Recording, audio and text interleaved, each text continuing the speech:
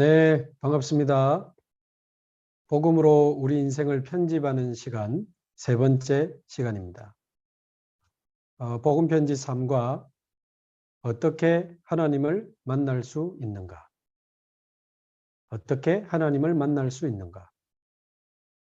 요한복음 14장 6절에 보면 예수께서 가라사대 내가 곧 길이요 진리요 생명이니 나로 말미암지 않고는 아버지께로 올 자가 없느니라. 아멘. 몇 년 전에 저희 교회 권사님의 소개로 60대 초반에 한 여자분을 만나게 됐습니다. 이분은 자신이 건강하게 생활하고 있다고 생각했는데 몸이 좀 안 좋아서 병원에 갔는데 폐암 말기 진단을 받게 됐습니다. 병원에서는 한 3개월밖에 살 수 없다는 청천벽력 같은 소식을 듣게 된 거죠. 그래서 이분이 우리 권사님 통해서 저와 만남을 가지게 되었는데 어느 날 아침에 이분과 만났을 때 아침 시간인데도 너무나 죽음에 대한 두려움에 사로잡힌 그런 그분의 마음과 또 얼굴을 느낄 수가 있었습니다. 이분에게 당신은 지금 폐암보다 더 큰 문제가 와 있다고 말씀을 드렸어요. 폐암보다 더 큰 문제가 뭘까요? 이분은 폐암 때문에 죽는데 폐암보다 더 큰 문제가 뭘까요? 하나님은 분명히 살아계신데 당신은 평생 하나님을 떠나 살았고 분명히 하나님은 당신을 하나님의 형상 가진 영적인 존재로 창조하셨는데 당신의 영은 하나님을 떠나서 죽어 있다. 에베소서 2장 1절에 허물과 죄로 죽었던 너희를 살리셨다. 하나님을 떠나 있지요. 영은 죽어 있지요. 인류의 첫사람 아담과 하와 때부터 시작된 원죄가 해결이 안 돼서 원죄 때문에 우리 인간에게는 재앙이 찾아옵니다.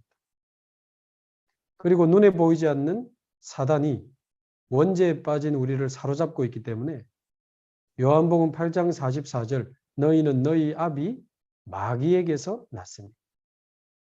그리고 하나님 떠난 사람은 그 사람의 인생 자체가 지옥이지만 지옥처럼 살다가 죽으면 실제로 지옥을 가게 되는 지옥 배경에 갇혀 있다는 거죠. 하나님을 떠나 있고 영이 죽어 있고 원죄에 빠져 있고 마귀에게 지옥 배경 속에 갇혀 있는 이것이 사실은 폐암보다 더 큰 문제가 아니겠느냐. 그래서 당신이 오늘 폐암을 고치는 것보다 더 중요하고 더 급한 것은 살아계신 하나님을 만나는 것이요. 우리의 죽은 영이 새 생명을 얻고 아담 때부터 내려오는 원죄와 사단과 지옥 배경에서 해방받는 것이 당신에게 더 급한 일이다.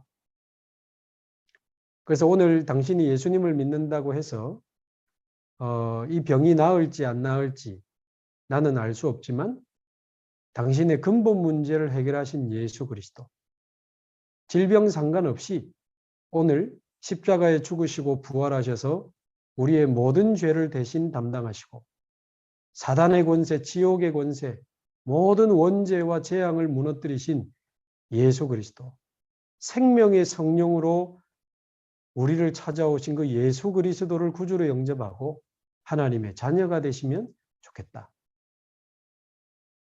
그래서 이분이 눈물로 예수님을 구주로 영접하고 영접 기도한 후에 눈을 뜨고는 너무 기뻐하시면서 내 생에 가장 행복한 날이라고 고백하시면서 그 이후로도 질병 상관없이 계속 예배하고 말씀 듣고 기도하시면서 얼마나 행복하게 지내셨는지 모릅니다.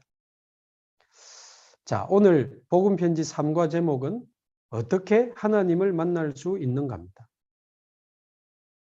1번에 있는 대로 하나님은 창조주 하나님이요 우리의 생명을 주관하시는데 그 하나님은 영이십니다.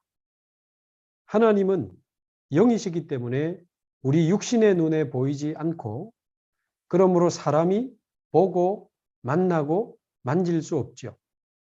그러나 영이시기 때문에 아무에게도 제한받지 않습니다. 오히려 눈에 보이는 우상은 제한받고 눈에 보이는 사람이 만든 우상 속에 하나님은 들어가지 않습니다.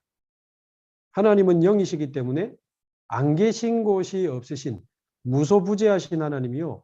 모르시는 것이 없는 무소부지하신 하나님이요. 못하시는 것이 없는 무소불능하신 하나님이십니다. 그래서 하나님은 여호와라는 이름을 가지고 존재하고 역사하시는데요. 스스로 있는 자라는 뜻입니다. 영원하신 하나님, 세상과 우리 인간을 창조하시고 우리 모든 인간의 생사화복을 주관하시고 인류의 역사를 주관하시는 그 절대 주권자 하나님은 지금도 살아계시고 지금도 세상을 다스리고 계십니다. 그래서 우리 인간은 하나님의 형상 가진 영적인 존재로 창조됐기 때문에 이 하나님을 만나는 것이 구원이요. 그래서 인간에게 구원보다 중요하고 급한 것은 없죠. 자, 그런데 이번에 있는 것처럼 우리 인간은 육신을 가지고 있기 때문에 하나님을 눈으로 볼 수 없고 하나님을 실제로 육신적으로 만날 수가 없습니다. 우리 인간의 영은 육체 속에 제한되어 있기 때문에 육체를 떠나는 것이 죽음이요. 우리의 영은 육체 속에 있을 때만 구원의 기회가 됩니다. 그래서 인간이 하나님을 떠나서 영이 죽은 상태요. 눈에 보이지 않는 사단에게 사로잡혀 있기 때문에 절대 인간이 스스로 하나님을 찾아가거나 하나님을 만날 수 없다는 것을 지난 시간에도 우리가 말씀을 확인했습니다. 자, 그래서 3번에 있는 것처럼 하나님이 저와 여러분을 구원하시기 위해서 사람의 몸을 입고 이 땅에 오셨습니다.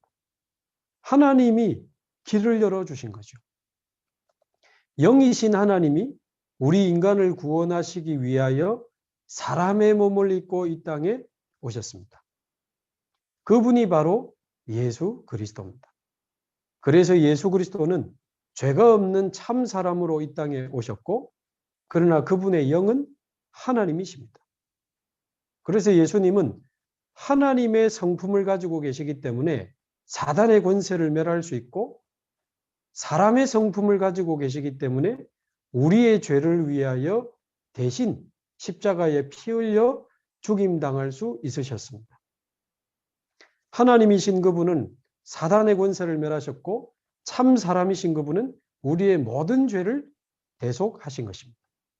그래서 부활하신 예수 그리스도, 길이요 진리요 생명 되신 예수 그리스도를 영접하게 되면 저와 여러분은 하나님을 만나고 하나님의 자녀가 되는 것입니다. 이 예수 그리스도를 마음속에 영접할 때 생명의 성령이 우리 영 가운데 임하시면서 우리의 죽은 영은 살아나게 되고 하나님의 자녀가 되고 영원한 구원을 받게 되는 것입니다.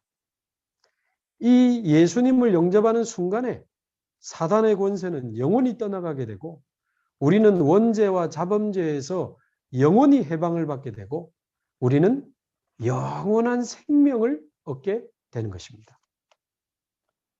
그래서 예수님을 정말 진실로 우리 마음으로 믿고 입으로 시인하여 나의 구주로 나의 주인으로 영접한다면 저와 여러분은 하나님의 자녀가 되는 축복을 누리게 될 것입니다. 4번에 있는 것처럼 그렇다면 하나님이 나와 함께 하시는 증거가 무엇인가? 고린도전서 12장 3절에 보면 성령이 아니고서는 예수를 주라고 고백할 수 없다고 말씀하셨습니다. 이미 성령이 우리 안에 오셨기 때문에 예수님을 나의 주인으로 고백할 수 있게 됩니다. 그때부터 성령께서 우리의 삶을 인도하시고 우리를 거룩한 길로 성화시켜 가십니다. 이제 하나님의 말씀을 올바르게 받을 때 성령의 깨달음을 통해서 하나님의 말씀을 올바르게 깨닫고 그 말씀을 따라갈 때 우리는 성령의 인도를 받게 되고, 우리가 지은 죄를 회개하면 하나님은 우리에게 긍휼을 베푸사 그 죄를 용서하시고 우리의 삶을 인도해 가십니다. 이제 우리가 하나님의 말씀을 붙잡고 시간을 정하고 제목을 정하고 간절히 끝까지 기도하기 시작한다면, 아침에, 밤에, 하루에 2번만 내 안에 계신 주의 성령으로 나를 충만하게 해달라고 기도한다면, 하나님은 약속하신 성령의 충만함을 우리에게 부어주실 것이고, 우리를 놓친 사단은 끝까지 우리를 속이고 공격하려고 하지만, 우리가 성령의 충만함을 받게 되면 우리 자신의 한계를 이기게 되고 복잡한 세상을 이기게 되고 사단의 모든 공격을 이기게 됩니다. 자, 그렇게 되면 그때부터 하나님이 나와 함께 하시는 증거들이 내 삶에 나타나게 됩니다. 그래서 하나님이 나와 함께 하심을 다른 사람들이 보게 되거나 나와 함께 하시는 주님을 간증하게 되면 전도의 문이 열리게 됩니다.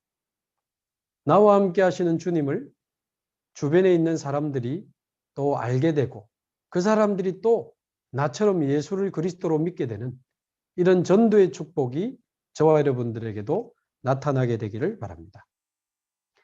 요한복음 14장 6절, 내가 곧 길이요 진리요 생명이니.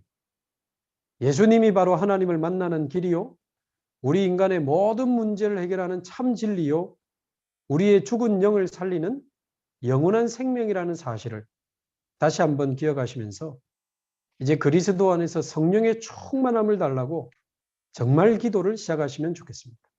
아침에 눈을 뜨면 편안하게 하나님 나에게 성령의 충만함을 주옵소서.